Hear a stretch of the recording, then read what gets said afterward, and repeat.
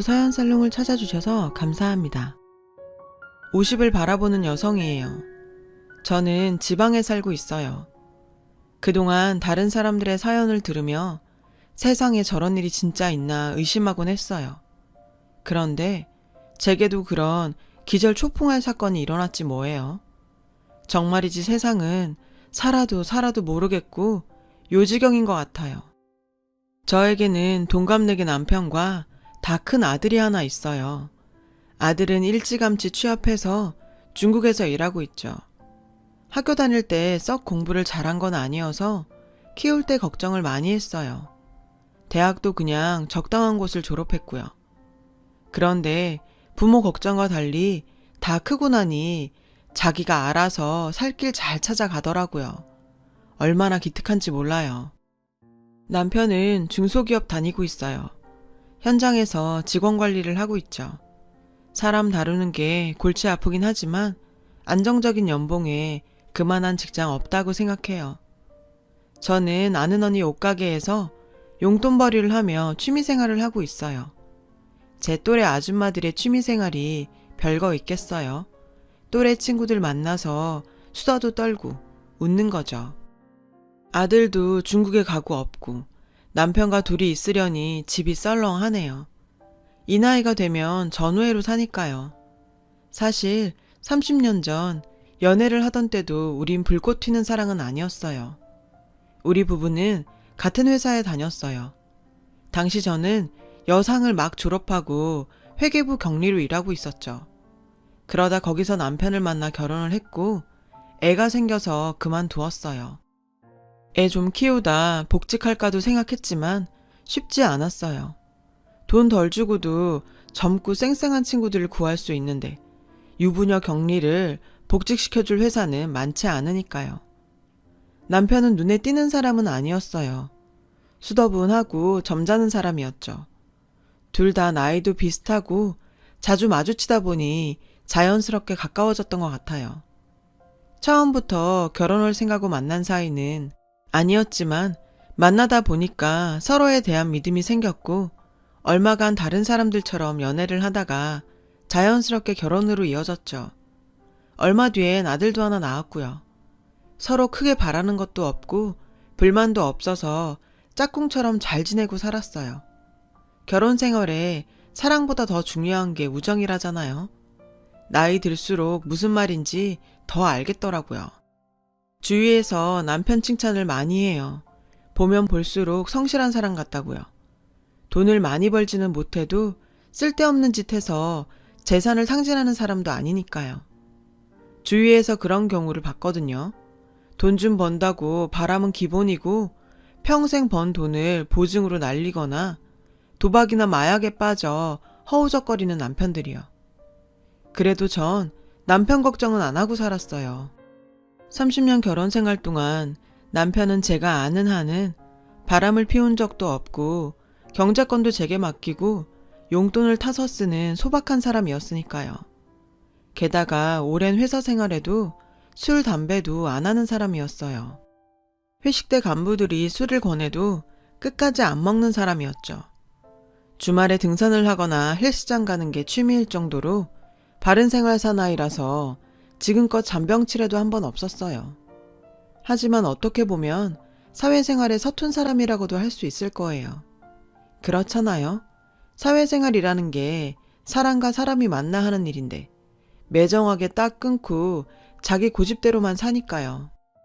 그래도 전 가정도 팽개치고 몸까지 버려가며 술 먹고 다니는 남자들보다는 100배 낫다고 생각해요. 융통성이 좀 없긴 하지만 뭐 어쩌겠어요. 사람이 좋은 점만 가질 수 있나요? 아무튼 이런 남편 덕에 전 친구들한테 팔자 좋다는 얘기를 종종 듣고 살았어요. 아들 취업이 좀 걱정이었지만 다행히 졸업하자마자 중국계 화장품 회사에 입사를 해서 아들 걱정도 끝이었죠. 전 혹여 남편이 사고를 친다고 해도 상식선일 거라고 생각했어요. 그런데 그건 제 오만이었죠. 잘 안다고 생각했던 남편이 이렇게 제 뒤통수를 칠 줄은 몰랐거든요. 어느 주말이었어요. 남편은 심각한 얼굴로 집에 들어오더니 대뜸 제게 말도 안 되는 고백을 했어요. 지금 생각해도 이 말을 듣고 쓰러지지 않은 게 신기할 정도죠. 나 사랑하는 여자가 생겼어. 남은 인생 그 여자랑 함께하고 싶어. 그래서 말인데 당신이 이혼해줬으면 좋겠어. 뭐? 아니 그게 무슨 말도 안 되는 소리야. 당신 제정신이야? 내가 처음이자 마지막으로 당신한테 부탁하는데 새 출발하는데 방해하지 마. 전 남편의 이런 행동이 이해가 안 갔어요. 보통 바람을 피우면 몰래 피지 않나요? 어떻게 불륜 사실을 통보하듯 알려요? 예상치 못했던 일에 어처구니가 없어서 혹시 나 놀래키려고 몰래카메라를 찍는 건가 생각했을 정도라니까요. 전 재미없으니 장난 그만 치라고 했어요. 그런데 남편은 끝까지 진지하더군요. 사실이라고 생각하니까 뭐라고 대꾸해야 할지 생각도 나지 않았어요. 어이가 없어서 헛웃음만 나오더라고요. 진정한 사랑을 찾았다고? 아니 그럼 나랑은 가짜 사랑이었냐고요. 지랑 가정 꾸리고 아들까지 다 키워낸 아내한테 다 늙어 빠져서 한다는 소리가 뭐? 진짜 사랑? 생각 같아선 똥물이라도 한 바가지 뿌리고 싶은 심정이었어요. 하지만 전 아무 말도 하지 못했죠. 남편은 자기 할 말만 끝내곤 캐리어에 옷가지를 싸서 나가버렸어요. 어디 가냐고 물어도 대답도 없었죠. 너무 의연하고 단호한 태도에 전 이제 정말 끝이구나 생각했어요. 근데 순간 울화가 치밀더라고요. 누군 지가 좋아서 지금껏 한눈 안 팔고 살았는 줄 아나. 죽을 죄를 졌다고 무릎 꿇고 빌어도 시원찮을 판에 어디서 이따위로 울어. 전 그대로 남편을 따라 나갔어요. 신발도 못 신고 맨발로요. 남편은 캐리어를 트렁크에 넣고는 차에 올랐어요. 근데 이미 시동이 걸려있지 뭐예요. 자세히 보니 조수석에 여자가 앉아있더라고요. 얼굴을 보려고 다가가는데 그 순간 남편의 차가 출발해버렸어요. 제가 본 거라곤 여자의 뒷모습뿐이었죠. 검고 긴 생머리의 젊은 여자였어요. 너무 비참해서 그날 이후 옷가게 일도 그만두고 집에서 끙끙 앓기만 했어요. 차 안에 둘이 나란히 앉아있던 모습만 자꾸 눈에 아른거렸죠. 여자의 얼굴이 상상돼 미칠 것 같았어요. 어디 가서 얘기도 못하겠더라고요. 제 얼굴에 침 뱉는 거나 마찬가지니까요. 게다가 동네가 좁아서 소문 퍼질 게 뻔했죠. 앞으로 어떻게 얼굴을 들고 다녀야 하나 걱정이 태산이었어요. 바람핀 건 남편인데 내가 이런 걱정을 해야 한다는 것도 정말 화딱지 났어요. 그 나이에 젊은 여자라니. 나이값도 못하고 일말의 예의도 없는 남편이 정말 쳐 죽이고 싶을 만큼 미웠어요. 솔직히 3일 정도 지났을 때는 같이 살아온 정도 있으니 미안하다고 자기가 잠깐 눈이 헷가닥해서 실수한 거라고 싹싹 빌면 용서할 마음도 조금은 있었어요. 근데 끝까지 안 나타났더군요.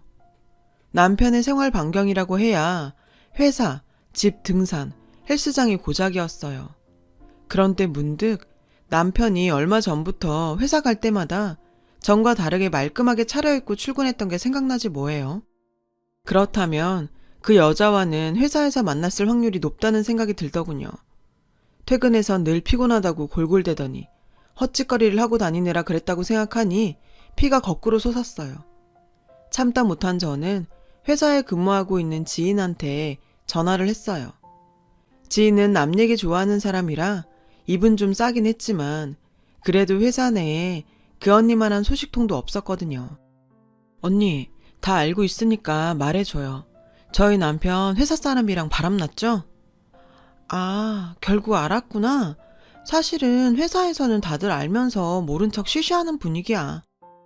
그 인간 집에 안 들어온 지 일주일이 넘었어요. 저 정말 미칠 것 같아요. 언니 그러니까 아는 대로 다 말해줘요. 하나도 빠짐없이요. 네? 근데 꼭 알아야겠니? 너 괜찮겠어? 전 쪽팔려서 고개를 들 수가 없었어요. 회사에 우리 부부 모르는 사람이 없거든요. 근데 회사에서 바람이라뇨. 게다가 나만 빼고 다들 알고 있었다니 바보 천치가 된 기분이었어요. 전 지인한테 남편이 만나는 여자가 누구냐고 꼬치꼬치 캐물었어요. 그런데 언니는 뭔가 알면서도 대답을 잘 안 하는 눈치였죠. 계속 제가 충격을 받을 거라고 하면서요. 그냥 말해줘요. 젊은 여자죠? 예뻐요? 설마 내가 아는 사람이에요? 아니, 예쁘긴. 그럼 말이라도 안 하지. 근데 젊은 건 사실이야. 29이란다. 네? 29밖에 안 되는 여자가 왜 다 늙은 내 남편을 만난대요? 도대체 왜요? 근데 얘, 지금 그게 중요한 게 아니야. 사실은 말이지. 지인의 입에서 나온 말은 충격적이었죠. 남편과 바람이 난 젊은 여자의 정체는 한국인이 아니었거든요. 충격적이게도 베트남 처녀였어요. 심지어 제가 아는 얼굴이었죠. 우연히 남편 회사에 갔다가 남자 직원들 사이에 둘러싸인 여자를 본 적이 있는데 그때 지인이 제게 그 여자에 대해 말해준 적이 있거든요. 베트남에서 온 불법 체류자라고요. 아무리 외국인이라고 해도 나이에 비해 너무 노안이라 기억에 남았죠. 당시 전 젊은 아가씨가 한국까지 와서 돈 버느라고 얼마나 고생했으면 얼굴이 저렇게 팍싹 늙었을까 안타까워 했었거든요. 그래도 몸매는 야리야리하니 괜찮아서 남자들이 저렇게 따르나 싶었죠. 솔직히 얼굴은 별로였어요.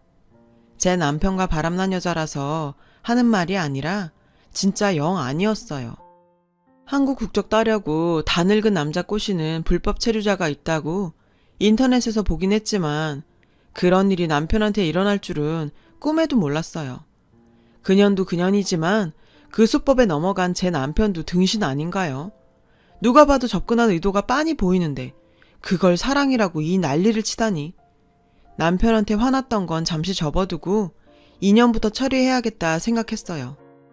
우선 집 나간 남편에게 연락부터 했어요. 역시나 전화를 받지 않더군요. 그런데 잠시 후 남편으로부터 메시지가 왔어요. 이혼할 거 아니면 연락하지 말자 우리. 그년이 어떻게 남편을 구슬렸는지는 모르겠지만 아무리 등신 같은 남편이라도 애 아빠인데 손 놓고 있을 수만은 없었어요. 까딱하면 사기당하고 폐인이 될 게 뻔했으니까요. 그 여자는 무슨 딱한 사정이 있어 늙은 남자까지 꼬셔서 국적을 얻으려는지 모르겠지만 남편과 헤어지지 않겠다고 한다면 어떻게 조치를 취해야 할지 최후의 수단까지 생각했어요. 불법 체류자라는 걸 경찰에 신고해서 자기 나라로 돌려보낼 생각까지요. 한국에 발도 못 붙이게 한다면 저절로 떨어지지 않겠어요. 계획을 세운 저는 지인한테 부탁해서 그 여자 집 주소를 얻었어요. 아무래도 혼자 가기가 너무 떨려서 친한 친구를 데리고 갔죠. 그 여자가 불법 체류자라는 증거를 잡기 위해 녹음기와 카메라도 가지고요. 제가 친구를 데리고 간 데는 또 다른 이유가 있어요. 친구는 일전에 자기 남편의 불륜 현장을 잡았던 경험이 있었거든요. 그래서 친구는 제 일이 남일 같지 않다며 많이 도와주었어요. 솔직히 친구가 남편 문제로 소가리를 할 때 전 그저 남의 일이라고만 생각했어요. 내 남편은 친구 남편하고는 다르다고 믿었으니까요. 그런데 사람 일은 정말 한치 앞도 모르는 거였네요.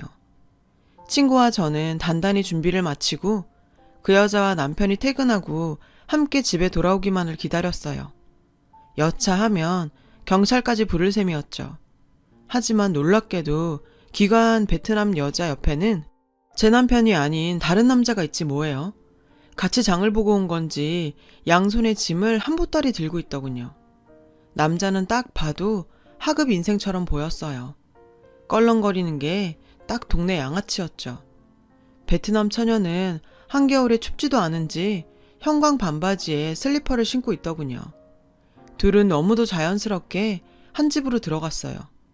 친구와 저는 이게 무슨 상황인가 싶었죠.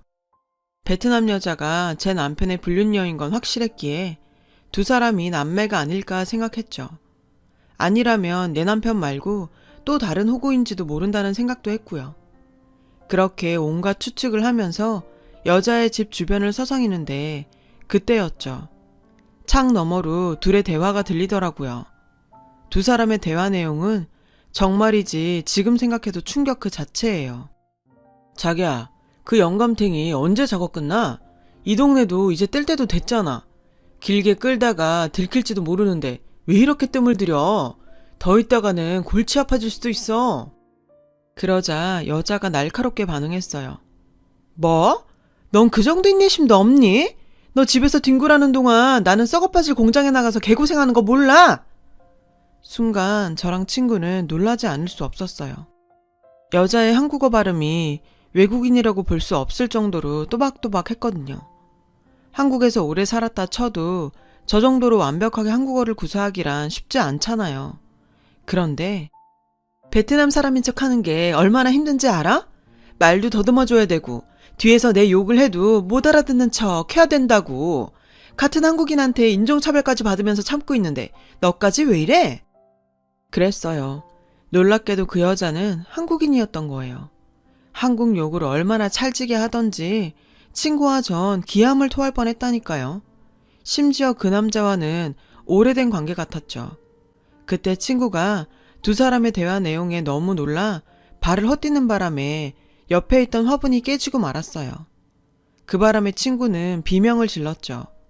그 순간 여자 집 창문이 열렸어요. 우리는 몸을 피할 새도 없이 여자한테 딱 걸리고 말았죠. 여자와 눈이 마주친 그 순간 심장이 멈출 뻔했어요. 하지만 다행히도 그 여자는 절 알아보지 못하더군요. 하지만 자신들의 대화를 엿듣고 있었다는 건 알아챈 모양이었어요. 안에서 남자가 우리를 잡으려고 뛰쳐나왔거든요. 친구와 저는 잡히면 큰일 날 것 같아서 죽어라 도망을 쳤어요. 정신없이 달리다 보니 뒤쫓던 남자가 안 보이더군요. 이 나이에 남편 불륜녀 잡으러 갔다가 추격전까지 벌이게 될 줄 누가 알았겠어요. 친구와 전 골목에 숨어 가쁜 숨을 몰아쉬었어요. 그런데 맙소사, 남자를 따돌리느라 죽어라 뛰느라고 주머니에 넣어둔 녹음기와 카메라를 잃어버린 거 있죠. 녹음기에 결정적인 증거가 녹음됐는데 그걸 잃어버리다니. 망연자실한 채 그대로 주저앉았어요. 친구는 자기가 증인이 돼줄 테니 걱정 말라며 절 위로했죠. 며칠 뒤 전 친구와 함께 남편을 만났어요. 그리고 남편한테 그날 들었던 얘기를 전했어요. 그런데 글쎄 이놈의 인간이 얼마나 철이 없는지 거짓말하지 말라며 화를 내지 뭐예요. 그럴 리가 없어. 우리 순진한 흐엔이 한국인이라고? 내가 베트남에 있는 가족 사진도 다 봤는데 무슨 소리야? 이런다고 우리 사이를 갈라놓을 수 있을 것 같아? 아유, 화상아. 정신 좀 차려라. 아들 보기 부끄럽지도 않냐? 넌 그 못생긴 한국년한테 물린 거라고. 넌 그 여자가 베트남 말 하는 거 들어는 봤니? 들어봤냐고. 남편은 단단히 빠져서는 제 말을 들을 생각도 않더군요. 꽃뱀을 감싸기에 급급했어요. 우리 공장의 베트남 사람은 흐엔 한 명뿐인데 그걸 어떻게 알아? 자기가 얼마나 엄청난 년한테 걸린 건지 모르는 것 같았어요. 하긴 그년이 말까지 더듬어가며 연기를 했다고 하니 속을 만도 했겠죠.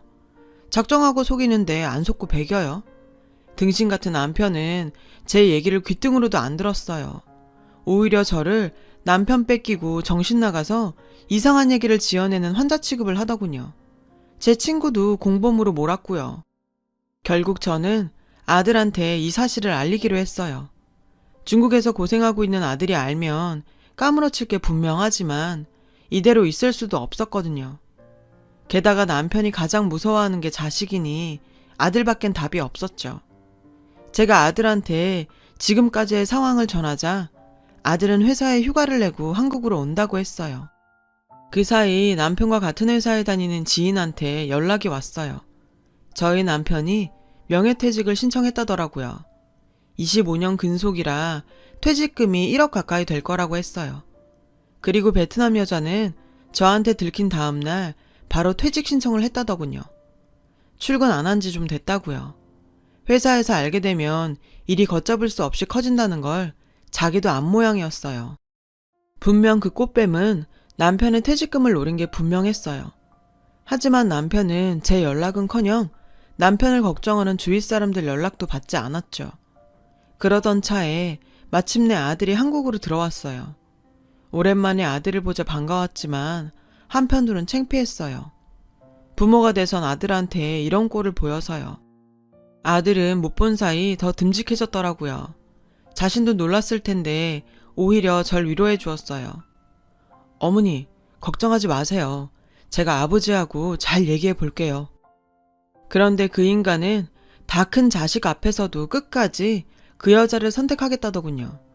이제야 찾은 진정한 사랑이라나 뭐라나. 그놈의 지긋지긋한 사랑 타령은 아주 머리에 총 맞은 줄 알았어요. 본인은 한시 빨리 결혼해서 베트남으로 신혼여행을 갈 거라더군요.